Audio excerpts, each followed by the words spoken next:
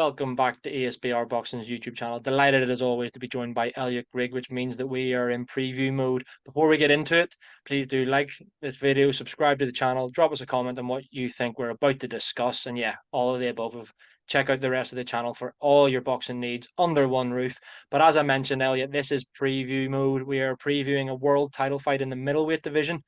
Friday, I don't know whether we're going to say night, Saturday morning, whatever time it is. I know it's in Sydney, Australia. So whatever time it is for you, I'm unsure.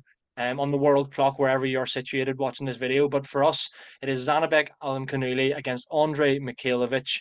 Did my best to try not to butcher those names. But yeah, world title fight at 160 pounds, mate. IBF middleweight title on the line. Zhanibek obviously has the WBO belt as well, by the way, but I don't believe it's actually on the line for this fight. As I mentioned, undefeated against undefeated. But before we kind of get into predictions and talking about this fight as such, there's a couple of questions I want to ask you. Beginning with your opinion on whether Zhanibek Alimkhanuly, the Kazakh fighter who is 15-0 currently, is the best fighter in the world at 160 pounds. Thank you very much for having me. I've had a quick introduction. Is he number one? You know what? I'm not convinced he is. I think we're going to mention some names in a minute, but I think he's definitely up there. He's definitely in the conversation. I'd probably, to be honest, I'm not going to offer any spoilers possibly at this stage, but I think he's top two, definitely. But you look at Zhanibek's record, and it's actually quite light, to be honest with you. The middleweight division is quite a weak division, I think that's fair to say. So really, you look around it and you go, I mean, who's he fought on there? Like Denzel Bentley, Diggum, like people of that sort of name. Like, you're not sitting there going, this is like an elite sort of, an elite sort of resume. I know obviously he's only had 15 fights, but for me, he's up there, but he's not actually nailed on number one in what is otherwise a very, very weak division. What about yourself? Yeah, man, I don't have him as number one either. I know you and Danny did a reaction video, a week or so back for the big night at Wembley. Hamza Shiraz, without being a champion, he's probably up there. Erislandy Lara fought recently and comprehensively outboxed Danny Garcia. He's up there, despite being in his 40s now. He's definitely up there. And the other champion, Carlos Adama, is up there. People probably still have Eubank Jr. up near the top. People have, depending on what happens with the Charlos, well, we know that I'm not going to say which one, whether it's Jermel or Jamal, I can't really remember. But one of them is fighting still at middleweight, I believe. So whether or not they continue there or not, there are a few big names in and around the middleweight division and fringe world title level. But yeah, I think he's definitely in the conversation, Zhanibek. I don't have him as number one, personally. Might come as a surprise, but after witnessing what I did at Wembley in the flesh, mate, I have Hamza Shiraz as the number one, which sounds mad because he doesn't have a belt. Plus, some people will say the level of opposition with Tyler Denny, but Tyler Denny was a European champion, had been on a tremendous run, slaying all of these kings as an underdog, and like Hamza Shiraz destroyed him.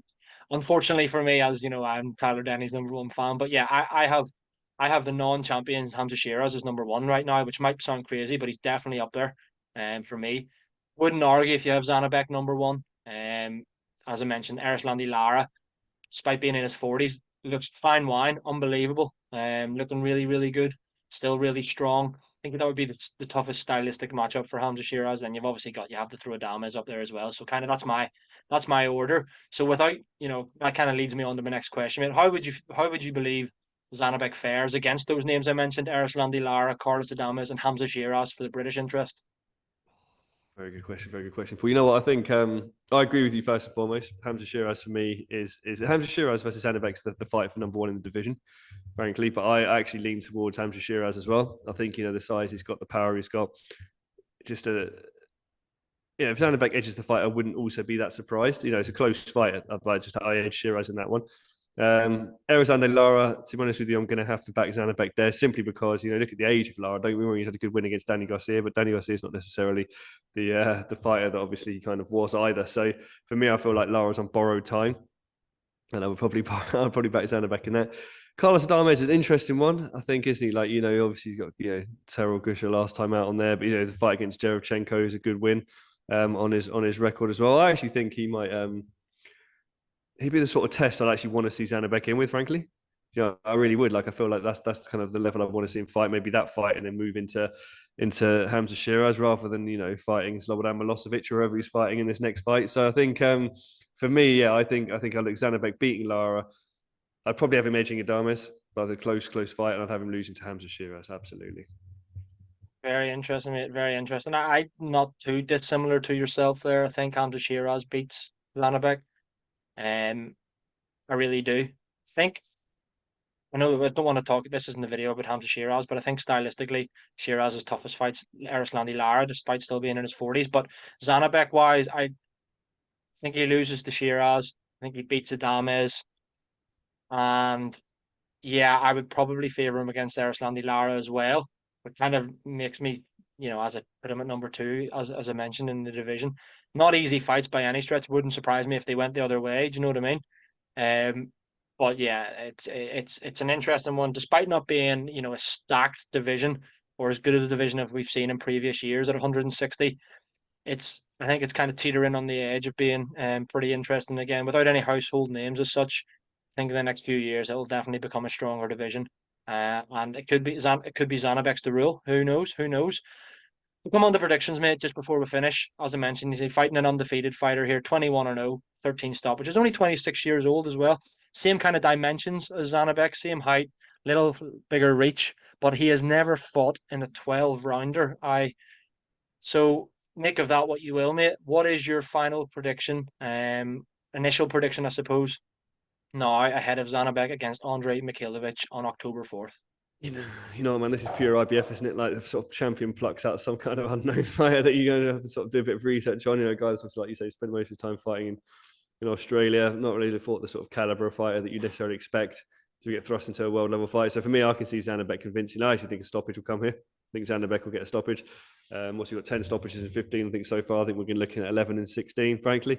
Do I see it going early? I think maybe mid rounds for me personally from a stoppage. I don't see. I'm looking somewhere between 5 and 7, but I think, I think Zhanibek overwhelming favourite for me. He probably should. I haven't looked at the betting odds, but I imagine he is. And yeah, I think the KO is coming again here. And then I'd like to see Zhanibek move from this into either unification, versus Carlos Adames, or even fight Hamza Shiraz. Absolutely, mate. I agree. 11 stoppages coming up this weekend for Zhanibek. 100%. I'm actually going to go earlier. Then you'll be surprised if this reaches the 6th round. I think that Mikhailovich is out of his depth here without having watched, as I said, a whole load of him. No, we're not experts on him, but like you just look at this and you think it is a very one-sided fight. It looks good on paper with the undefeated record, but how good actually is he? We could be wrong, but I fancy Zhanibek to do the business here, and fairly convincingly. I'll go around 4 or 5, 3 or 4 or 5, kind of where my head's at, probably 3 or 4. But yeah, Zhanibek, another stoppage win. Defending his IBF middleweight title, obviously keeping his WBO belt as well, regardless, because he doesn't have it's not on the line for this fight. But yeah, bigger and better things I think to come, mate, in 2025. Hopefully for this middleweight division, whether or not that includes a Shiraz Zhanibek fight, all of the other champions. Yeah, let's watch this space, and hopefully the 160-pound division gets better in the next year to 18 months. Elliot, thanks very much for joining me, mate. Pleasure as always, guys. Like this video, subscribe to the channel. Watch all the rest of our content. Let us know your thoughts as well on what we've just discussed. And all that's left for me to say is, Elliot, thanks very much for joining me, mate. And I will speak to you again next week.